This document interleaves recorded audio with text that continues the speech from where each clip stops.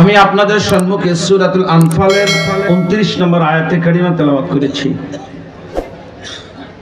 নবীজির অসংখ্য অগণিত হাদিস থেকে একটা হাদিস পাঠ করেছি একটি বিষয়কে বুঝাইবার লক্ষ্যে। আল্লাহ সুবহানাহু ওয়া তাআলা কুরআনুল কারীমে যতগুলি কথা বলেছেন, যতগুলি আয়াত শরীফ আমাদের জন্য নবীর মাধ্যমে জিবরিল দ্বারা এই পৃথিবীতে কোরআন আমাদের কাছে নিয়ে আসছেন, এই কোরআনের ভিতরে 6666টি আয়াত, 6666টি মেসেজ। সুবহানাল্লাহ। প্রত্যেকটা আয়াতের ভিতরেই প্রেম লুকায়িত এবং সকল আয়াত বান্দার পক্ষে। সুবহানাল্লাহ। আয়াতে কারিমার ভিতরে আল্লাহ সুবহানাহু ওয়া তাআলা একটি আমলের বিনিময়ে 3টি পুরস্কারের ঘোষণা করেছেন। আল্লাহ তুমি তৌফিক দাও। একটি আমলের বিনিময়ে আল্লাহ 3টি পুরস্কারের কথা বলছেন। তা সেটা দুনিয়াতেই। সুবহানাল্লাহ। সেটা দুনিয়াতেই। আমল কয়টা? যুবকরা বলো, আমল কয়টা? পুরস্কার কয়টা? বলছেন কে? কি আল্লাহর কথার মধ্যে কোনো ভুল আছে? সন্দেহ আছে? কেন নাই?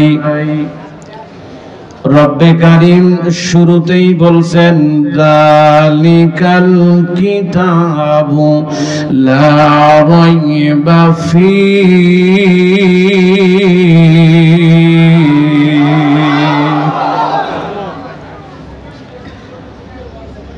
শুরুতেই রব্বে কারীম কালামে হাকিমের মধ্যে বলছেন এমন একটা গ্রন্থ নবী আপনার উপরে আমি নাজিল করলাম। এই কোরআনের ভিতরে বিন্দু পরিমাণ কোনো ভুল নাই, কোনো সন্দেহ নাই। শুরুতেই তাত্ত্বিকপূর্ণ একটি কথা শোনাতে চাই। কোরআনে ভুল হওয়ার সম্ভাবনা ছিল, এখনো ভুল ধরার সুযোগ আল্লাহ দিয়ে রাখছেন। কথা বোঝেন আগে বলে কেমনে? কোরআনুল কারীমে 114 খানা সূরার মধ্যে একটি সূরা সূরাতুল লাহাব। এই সূরাটি নাজিল হয়েছেন আবু লাহাব চিরস্থায়ী জাহান্নামী এ কথা বুঝাইবার লক্ষ্যে। জিজ্ঞাসা করতে চাই, বলুন তো আবু লাহাব ইসলামের বন্ধু ছিল না ইসলামের দুশমন ছিল? রাসূলুল্লাহর বন্ধু ছিল না রাসূলুল্লাহর দুশমন ছিল? এই সূরাটি আবু লাহাব জাহান্নামী আল্লাহ রাব্বুল আলামিন বুঝাতে চেয়েছেন। এই সূরা নাজিল হওয়ার পরেও আবু লাহাব 10 বছর বেঁচে ছিল। যদি আবু লাহাব ঈমান আনয়ন করতেন কোরআন মিথ্যা হয়ে যেত। যেহেতু আবু লাহাব চিরস্থায়ী জাহান্নামী এটা রব্বে কারীম শুনাইছেন। আর সূরাটা নাজিল হওয়ার পরেও আবু লাহাব 1 নয় 2 নয় 10 বছর বেঁচে ছিল। আবু লাহাব যেহেতু ঈমান আনয়ন করতে পারেনি, তাহলে নিঃসন্দেহে থাকেন কোরআন সত্য, কোরআনের মধ্যে কোনো ভুল নাই। আমার কথা কি বুঝতে পারছেন আপনারা? 2 নম্বর, আল্লাহ এখনো চ্যালেঞ্জ দিয়ে রাখছেন तमाम দুনিয়ার জিন ইনসান, তোমাদের যদি শক্তি থাকে, ক্ষমতা থাকে, আমি আল্লাহ চ্যালেঞ্জ ছুড়ে দিলাম, ফাতু বিসূরাতিম মিন মিথলি, ছোট্ট একটা সূরা অনুরূপ বানিয়ে আমাকে দেখাও। আজ থেকে নিয়ে প্রায় 1550 বছর হলো কোরআনের চর্চা চলছেন। পৃথিবীতে অদ্যাবধি পর্যন্ত কেউ কোরআনে কোনো ভুল ধরতে পারে নাই। এই চ্যালেঞ্জ কেউ গ্রহণ করতে পারে নাই।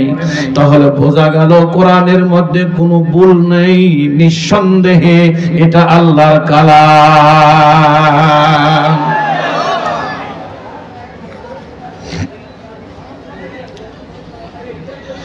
মুসলমান ভাইরা আমার দিল দিয়ে বুঝবেন, কথাগুলি বুঝবেন আর চোখ দিয়ে জোর জোর জোর জোর করে পানিগুলি ছেড়ে দিবেন।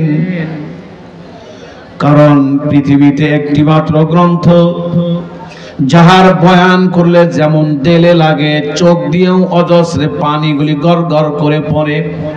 কেনই বা পড়বে না? পুরাটা কোরআনুল কারীম হলো আল্লাহ পাকের পক্ষ হইতে বান্দার প্রতি প্রেমের প্রেমপত্র, প্রেমের চিঠি। সুবহানাল্লাহ, কি মজার কথা। রব্বে কারীম বলেন, কুরআনুল কারীমের ভিতরে আল্লাহ নিজে প্রস্তাব দিয়েছেন, কুল ইন কুনতুম তুহিব্বুনাল্লাহ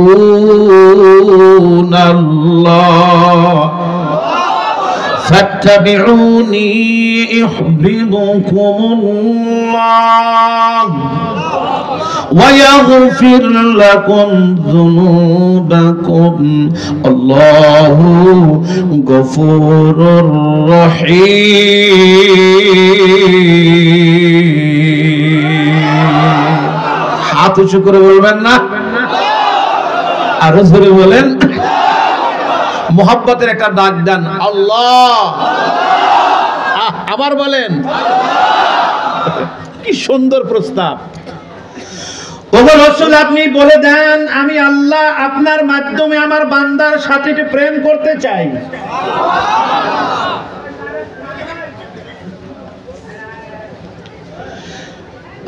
এমন একজন লোকের মাধ্যমে আল্লাহ প্রস্তাব দিয়েছেন, যার চরিত্রের ক্যারেক্টার, যার চারিত্রিক গুণাবলী আল্লাহ নিজে সাক্ষী দিয়েছেন। নবীর চরিত্রটা কেমন ছিল? যার জীবনে একটা মিথ্যাকেও প্রমাণ করতে পারে নাই। কথা বলেন। যেই নবীর চরিত্রটা কেমন আল্লাহ নিজে বলছেন, নুন ওয়াল কলম ওয়া মা ইয়াসতুরুন ما أنت بنعمة ربك بمجنون وإن لك لأجرا غير ممنون وإنك لعلى خلق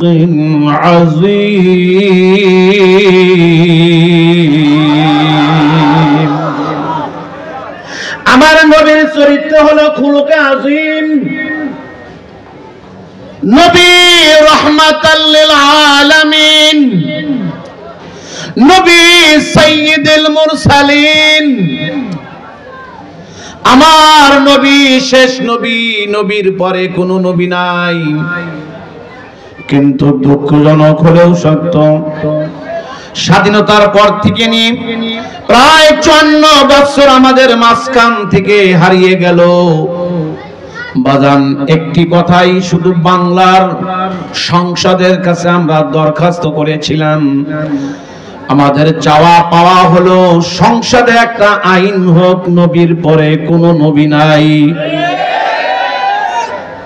এটা দল বল নির্বিশেষে মুসলিম হিসাবে সকলেরই দাবি। কথা বলেন না? কথা বলেন না? সবাই মুসলমান হিসেবে দাবি। কারণ আমরা দল যেটাই করি, স্বাধীন দেশ একটি করতে পারেন, আপনার এখতিয়ার আছে, আপনার স্বাধীনতা আছে। কিন্তু যে যে দলই করি, নবীর বাইরে যাওয়ার কোনো সুযোগ নাই। আপনারা কি আমার সাথে একমত নাকি? আবার আলহামদুলিল্লাহ। আমরা চেয়েছিলাম, এজন্য অনেক হরতাল, অবরোধ, মিছিল, মিটিং, সমাবেশ করেছি, রাজপথে অনেক লাশ জড়িয়েছি, আইন বাস্তবায়ন হয় নাই। দ্বিতীয়ত প্রস্তাব ছিল কাদিয়ানি কাফের, এর মধ্যে কোনো সন্দেহ নাই।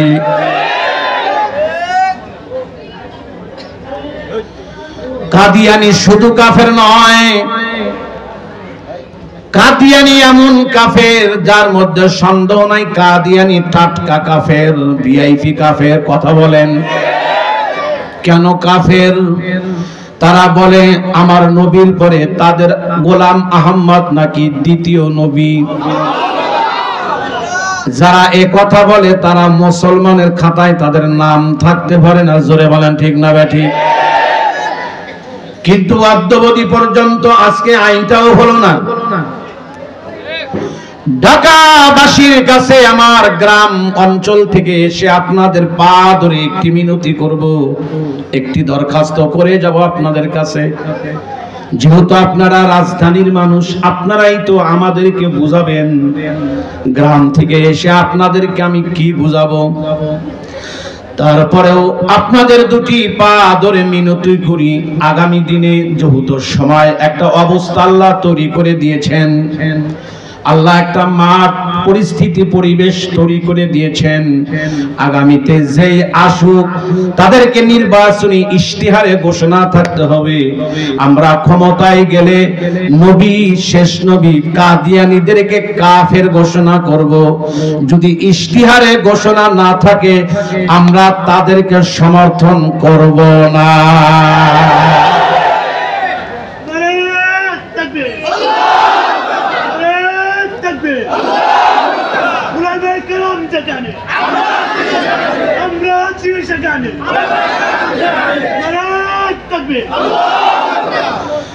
এই কথাটা কেন বলেছি? বলার একটাই কারণ হলো, যে দেশে 95% মুসলিম, আমেরিকা হলে হয়তো বলতাম না, যে জায়গায় 95% মুসলিম, আমার সবাই তো মুসলিম, যারা বিএনপি করে তারাও মুসলিম, আওয়ামী লীগ মেজরিটি মুসলিম, জামাত মুসলিম, তাবলীগ মুসলিম, চরমনাই মুসলিম, তাবলীগ মুসলিম, 95% মুসলিম এদেশে নবীর সম্পর্কে আর নবীর পক্ষে আইন হবে না, এটা মানা যাইতে পারে না।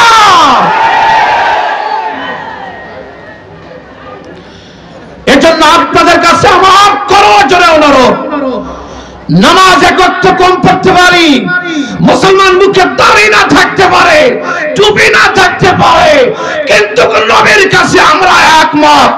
নবীর বাণিজ্য দিয়ে কোন সিনেমিনি খেলা হলে দেশের তাওহীদি জনতা মেনে নেবে না। কে কে রাজি আছেন হাত উঁচু করে দেখান।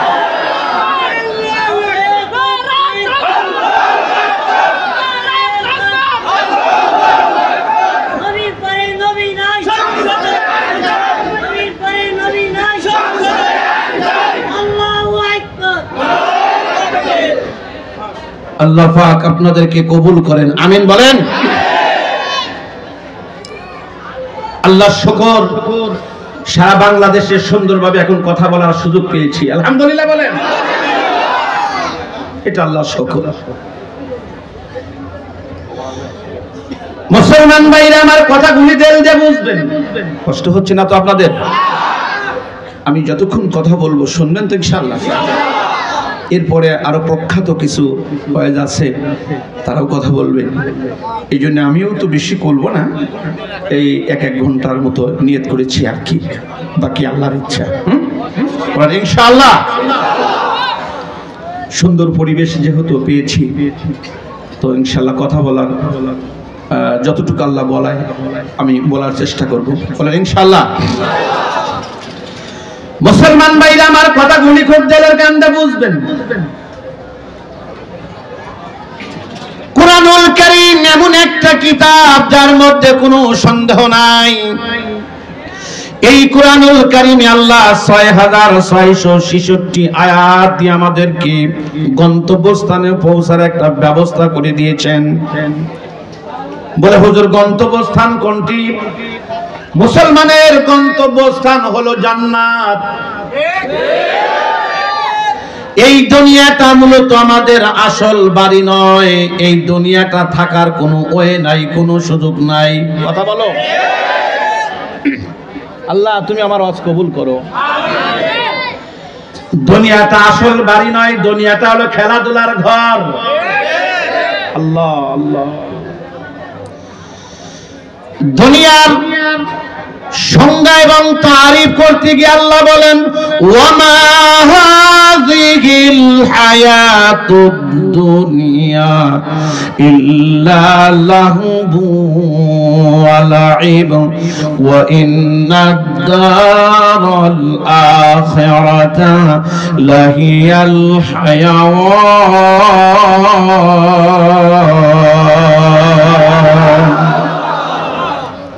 আল্লাহ রাব্বুল আলামিন বলেন দুনিয়াটা হলো খেলাধুলার ঘর। সুবহানাল্লাহ বলেন। এ বাপজির আমার, এক কলিজার টুকরা যুবকেরা আমার, ও শিক্ষিত সমাজ, বাজান সকলেরই পায়ে আমার হাত। যদি বলেন হুজুর নিচে এসে পা ধরে ধরে বলেন, তাও আমি রাজি। বোঝেন দুনিয়াটা আসল বাড়ি নয়, দুনিয়াটা হলো খেলাধুলার ঘর। মালিক কুদরতি জবানে আফসোস করে বলেন, লাউ কানু ইয়ালামুন। আহারে বান্দারা যদি জানতো দুনিয়াটা আসল বাড়ি না, খেলাধুলার ঘর। আল্লাহ পাক কেন খেলাধুলার ঘর বললেন? পৃথিবীতে দুটি খেলা মানুষের কাছে বড় প্রিয়। এক নম্বর হলো ক্রিকেট, দুই নম্বর হলো ফুটবল। আমি ক্রিকেট সম্পর্কে খুব একটা ভালো জানি না, আমি ফুটবল সম্পর্কে মোটামুটি আমার একটা ধারণা আছে। এই ফুটবল খেলার মাঠে যতগুলি প্লেয়ার খেলা করে, যতগুলি দর্শক খেলা দেখে, প্রত্যেকটা দর্শকের মুখে দুটি শব্দ বেশি উচ্চারিত হয়। একটা হলো গোল আর একটি হলো ইশ। একটা হলো আর একটা হলো ইশ। আচ্ছা, গোল আর ইশ কেন উচ্চারণ হয় এটা বুঝতে পারছেন তো? না ব্যাখ্যা করে বলতে হবে? একটু সুন্দর করে বুঝাই। ধরুন এইটা বার, এখানে গোলকিপার থাকে না? আচ্ছা, বলটা ভিতরে ঢুকে গেল, কি হলো? 2-4-5 গ্রাম দূরে থেকে শোনা যায় বেটারা কাজ করছে। আর বলটা ভিতরে না ঢুকে বলটি যখন একটু উপর দিয়ে যায় তখন বলে কি? তার মানে কি?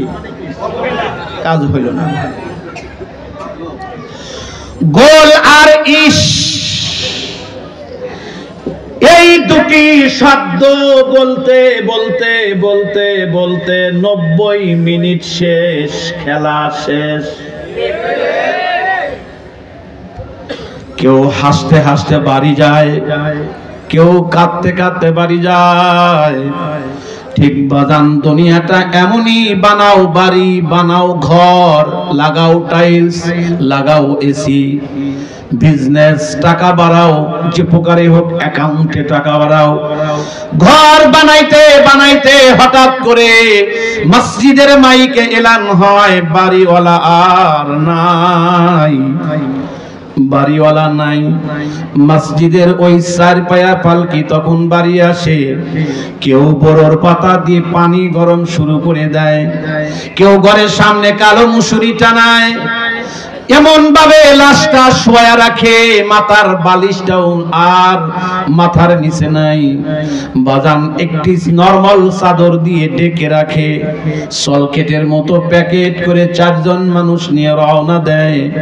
ঘরের জায়গায় ঘর, বাড়ির জায়গায় বাড়ি, কিন্তু মাঝখানে বাড়িওয়ালা নাই।